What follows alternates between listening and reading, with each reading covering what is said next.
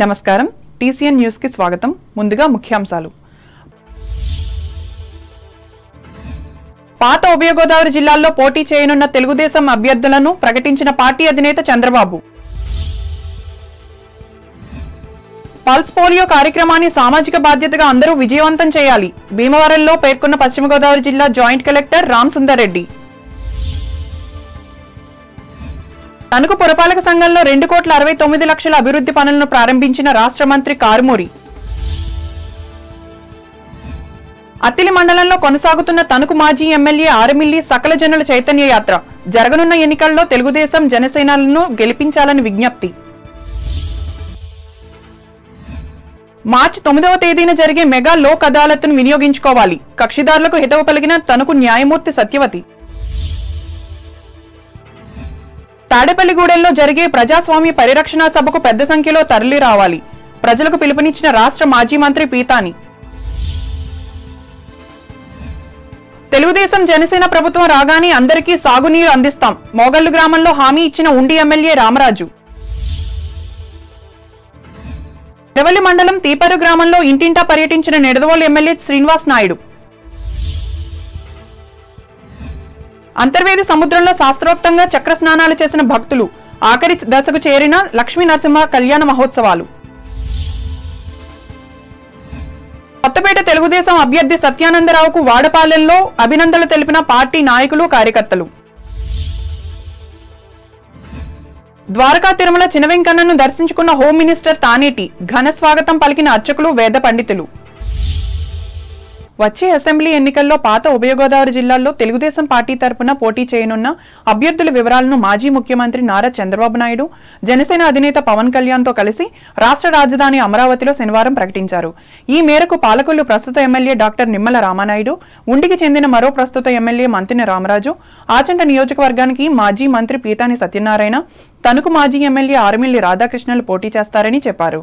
అలాగే Eluru Badeti Radhakrishna, Chintalapudi సుంగారోషన్, Kothapeta Bandaru Satyananda Rao, Mummidivaram Datla Subbaraju, P Gannavaram సరిపెల్ల Rajesh Kumar, Rajahmundry city Adireddy వాసులు పోటీ చేస్తున్నారు. పల్స్ పోలియో కార్యక్రమాన్ని ప్రతి ఒక్కరూ సామాజిక బాధ్యతగా విజయవంతం చేయాలని జిల్లా joint collector S Ram Sundar Reddy తెలిపారు. పశ్చిమ గోదావరి జిల్లా కేంద్రమైన భీమవరం కలెక్టరేట్ లో వచ్చే నెల 3వ తేదీన నిర్వహించనున్న నేషనల్ ఇమ్యూనైజేషన్ డే సందర్భంగా జిల్లాలో పల్స్ పోలియో ఏర్పాట్లపై శనివారం జరిగిన టాస్క్ ఫోర్స్ సమావేశంలో ఆయన పాల్గొని మాట్లాడారు. ప్రజలందరి సహకారంతోనే దీని నిర్మూలన 100% సాధ్యం అవుతుందన్నారు. వైద్య, ఆరోగ్య, విద్య, స్త్రీ, శిశు సంక్షేమ శాఖల అధికారులు సమన్వయం చేసుకుని జిల్లాలో 0 నుంచి 5 సంవత్సరాల లోపు పిల్లల అందరికీ 100కు 100% పల్స్ పోలియో చుక్కలు వేయించాలని సంబంధించిన అధికారులను ఆదేశించారు. 3 రోజుల పాటు ఉదయం 7 గంటల నుండి సాయంత్రం 5 గంటల వరకు ఈ ప్రక్రియ నిర్వహించేందుకు అన్ని చర్యలు చేపట్టడం జరిగిందన్నారు. పట్టణ ప్రాంతాల్లో ముఖ్యంగా ఎక్కువ మంది ప్రజలు ఉండే ప్రాంతాలలో ప్రత్యేకంగా కేంద్రాలను ఏర్పాటు చేయాలన్నారు.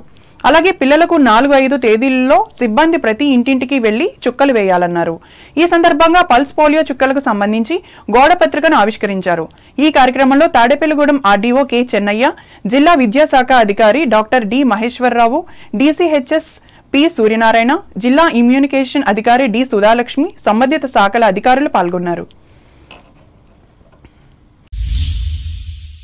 పంచారామ క్షేత్రంలో ఒకటైన భీమవరం శ్రీ సోమేశ్వర జనార్దన స్వామివారి ఆలయంలో పౌర్ణమిని పురస్కరించుకుని శనివారం భీమవరం ఎమ్మెల్యే ప్రభుత్వ విప్ గ్రంథి శ్రీనివాస్ దంపతులు ప్రత్యేక పూజలు నిర్వహించారు. అలాగే అభిషేకాలతో పాటుగా అన్నాభిషేకం, రుద్ర పాశుపత హోమం చేశారు. ఈ సందర్భంగా ఆయన మాట్లాడుతూ రాష్ట్ర ప్రజలంతా సుఖ సంతోషాలతో ఉండాలని ఆ మహాదేవుడిని పార్వతీ, అన్నపూర్ణమ్మ అమ్మవార్లను పూజించినట్లు వెల్లడించారు.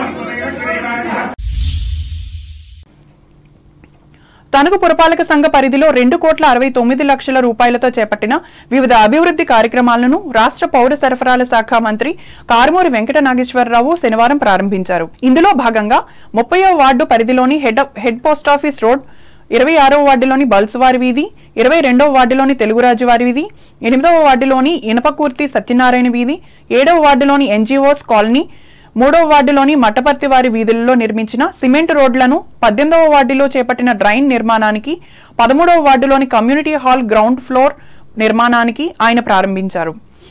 ఇంకా 11వ వార్డు కృష్ణారావు నగర్లో నెలకొల్పిన పార్క్ అభివృద్ధి పనులను కారుమూరి చేతుల మీదుగా ప్రారంభించి వినియోగంలోకి తెచ్చారు. ఈ సందర్భంగా ఆయన మాట్లాడుతూ పట్టణాన్ని ఒక క్రమ పద్ధతిలో అభివృద్ధి చేయాలనే లక్ష్యంతో ఈ పనులు పూర్తి చేసినట్లు చెప్పారు.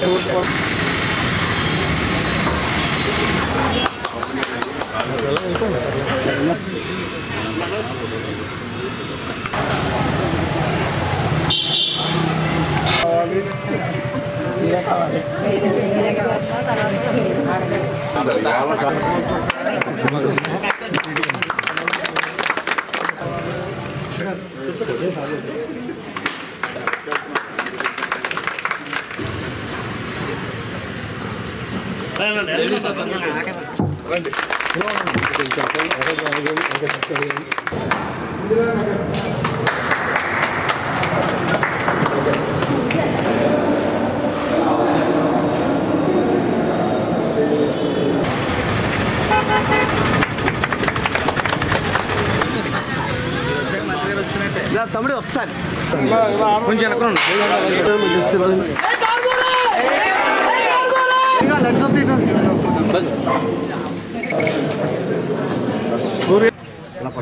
అనగానే అది లాగ్గానే వదిలేడమే. ఈరోజు ఏదైతే ఎక్కడైతే అన్ని ఓపెనింగ్లు చేసుకోవటం జరిగింది, సిమెంట్ రోడ్లు అయితే, మన ఏదే ఎస్సీ ఏరియాలో కమ్యూనిటీ హాల్ అయితే, యాదవుల కమ్యూనిటీ హాల్ అయితే, కలవట్లయితే ప్రతి ఒక్కటి వాళ్ళ అన్నీ కూడా 3 కోట్ల రూపాయలతో అభివృద్ధి కార్యక్రమాలు చేయటం జరిగింది. ఇవన్నిటినీ కూడా ఓపెన్ చేసుకోవటం జరిగిందని చెప్పి ఈ సందర్భంగా తెలియజేస్తున్నాను. ఈ నియోజకవర్గంలో ఇప్పటికే 3,300 కోట్ల రూపాయలు సంక్షేమం అభివృద్ధి కూడా చేస్తున్నామని చెప్పి ఈ సందర్భంగా తెలియజేస్తున్నాం. ఇదంతా జగన్మోహన్ రెడ్డి గారు మరి ఆయన ముఖ్యమంత్రిగా అవినీతికి తావు లేకుండా ఎవరిని కూడా రూపాయి తినకుండా ప్రతి ఒక్కటికి పేదలకి అందాలి చేరాలనే ఉద్దేశం మీద ఇంత పెద్ద ఎత్తున అభివృద్ధి అయితే డెవలప్మెంట్ అయితే జరుగుతూ ఉంది. ఓ పక్కన సిమెంట్ రోడ్లు అత్తిల రోడ్లో పోస్తున్నాం, 20 రోడ్లు పోస్తున్నాం, పాలి రోడ్లు పోస్తున్నాం, ప్రతి ఒక్క చోట రోడ్లు పోస్తున్నాను, R&B రోడ్లు అన్నీ, PR రోడ్లను. ఇంత పెద్ద ఎత్తున అభివృద్ధి గతంలో ఎవరో చేయలేరు, ఎవరు చేయబోరు. అటువంటి విధంగా జగన్మోహన్ రెడ్డి గారు ఇంత అవకాశాన్ని కల్పించిన గొప్ప ముఖ్యమంత్రి జగన్మోహన్ రెడ్డి గారు అని చెప్పి ఈ సందర్భంగా పార్టీలు, ప్రాంతాల, కులాల, మతాల అతీతంగా అందరికీ సంక్షేమ ఫలాలు అందిస్తున్న గొప్ప ముఖ్యమంత్రి జగన్మోహన్ రెడ్డి గారు. ఈ కార్యక్రమంలో వైఎస్ఆర్ కాంగ్రెస్ పార్టీ సీనియర్ నాయకులు చిట్టూరి శ్రీ వెంకట సుబ్బారావు, పట్టణ అధ్యక్షులు మంగిని సూర్య సత్యనారాయణ, వ్యవసాయ మార్కెట్ కమిటీ అధ్యక్షురాలు Natta Krishnaveni, municipal DE Kovvur Eshwar Reddy, AED Ram Kishore, మాజీ కౌన్సిలర్ కర్రి గంగాధర్ అప్పారావు, పార్టీ నాయకులు నూకల కనకదుర్గ, షేక్ బాజీ, సామంతుల అప్పారావు, డీజే అమూల్యారావులు పాల్గొన్నారు. ప్రజా సమస్యల పరిష్కారం కోసం తెలుగుదేశం పార్టీకి చెందిన తణుకు మాజీ ఎమ్మెల్యే ఆరిమిల్లి రాధాకృష్ణ నిర్వహిస్తున్న సకల జనుల చైతన్య యాత్రను శనివారం కూడా కొనసాగించారు. ఈ మేరకు అత్తిలి మండలం కొమ్మర, ఈడూరు, దంతుపల్లి, పాలి గ్రామాల్లో విస్తృతంగా పర్యటించి ప్రజలను కలుసుకున్నారు. ఈయన వెళ్లిన ప్రతి గ్రామంలోనూ కార్యకర్తలు, గ్రామ ప్రజలు ఎదురేగి స్వాగతం పలికి అభినందించారు. ఇదే సందర్భాన్ని పురస్కరించుకుని ఆరిమిల్లి సమస్యలు అడిగి తెలుసుకుని మాట్లాడారు. అనంతరం పాలి గ్రామంలో రాత్రికి విశ్రమించారు.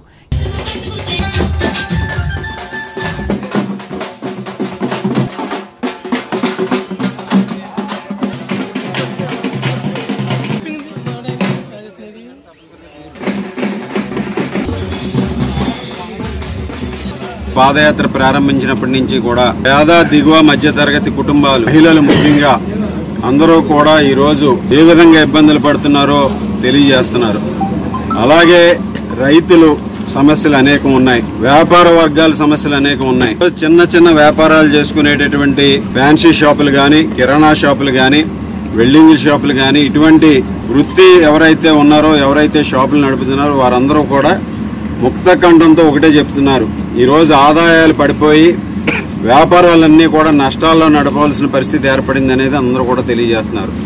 ఈరోజు ముఖ్యంగా గతంలో ఒక చిన్న కిరాణా షాపు 3000 అమ్మేటటువంటి రోజుకు 3000 అమ్మేటటువంటి షాపు ఈరోజు 1500 మాత్రమే అమ్ముతున్నాం మేము. ఈరోజు మొత్తం అంతా కూడా ధరలు పెరిగిపోవటం వలన మాకు సంబంధించినటువంటి సేల్స్ అన్నీ కూడా పడిపోయినాయి. ఈ విధంగా రొటేషన్ ఆగిపోవటం వలన, మనీ రొటేషన్ ఆగిపోవటం వలన ఈరోజు అందరూ కూడా ఇబ్బంది పడుతున్నారని వారందరూ కూడా తెలియజేస్తారు. ఈ పాదయాత్రలో పార్టీ మండల శాఖ అధ్యక్షులు ఆనాల ఆదినారాయణ, కార్యదర్శి ఆల్ది సత్యనారాయణ, అత్తిలి, ఇరగవరం జడ్పీటీసీలు మేడపాటి కృష్ణకుమారి, చుక్కా సాయిబాబా, పార్టీ నాయకులు కొండేటి శివ, షేక్ మస్తాన్, తేలి చిట్టిబాబు, పూతినీడి శ్రీనివాస్, కొర్రపల్లి హరి, ముదునూరి బాలకృష్ణరాజు, యలమంచలి త్రిమూర్తులు, మంతిని సీతారామరాజు, దారాబత్తుల జయరాజు, పెరికెళ్ల రాము, బోరా పెద్దిరాజు, శీలబోయిన ధర్మారావులు పాల్గొన్నారు. త్వరలో జరగనున్న రాష్ట్ర శాసనసభ ఎన్నికల్లో తనకు తెలుగుదేశం అభ్యర్థిగా మాజీ ఎమ్మెల్యే ఆరమిల్లి రాధాకృష్ణ ఎంపికయ్యారు. ఈ విషయాన్ని పార్టీ అధినేత నారా చంద్రబాబు నాయుడు ప్రకటించారు. దాంతో నియోజకవర్గ పార్టీ శ్రేణులు సంబరాలు జరుపుకున్నారు. ఈ మేరకు ఉండి ఎమ్మెల్యే మంతిన రామరాజు, పార్టీ జిల్లా ఉపాధ్యక్షులు బసవ రామకృష్ణ, మాజీ కౌన్సిలర్ బసవ శ్రీదేవి, పట్టణ అధ్యక్షులు కలగర వెంకటకృష్ణలు హర్షం వ్యక్తం చేశారు. మార్చి 9వ తేదీన తణుకు కోర్టు ఆవరణలో నిర్వహించే జాతీయ లోక్ అదాలత్ను కక్షిదారులు సద్వినియోగం చేసుకోవాలని 4వ అదనపు జిల్లా జడ్జి డి సత్యవతి విజ్ఞప్తి చేశారు. శనివారం తన కార్యాలయంలో ఏర్పాటు చేసిన మీడియా సమావేశంలో ఇందుకు సంబంధించిన విషయాలను ఆమె వివరించారు. ముఖ్యంగా సుదీర్ఘ కాలం నుంచి పెండింగ్లో ఉన్న కేసులను రాజమార్గం సూత్రాన్ని అనుసరించి పరిష్కరించుకోవాలని ఆమె సూచించారు.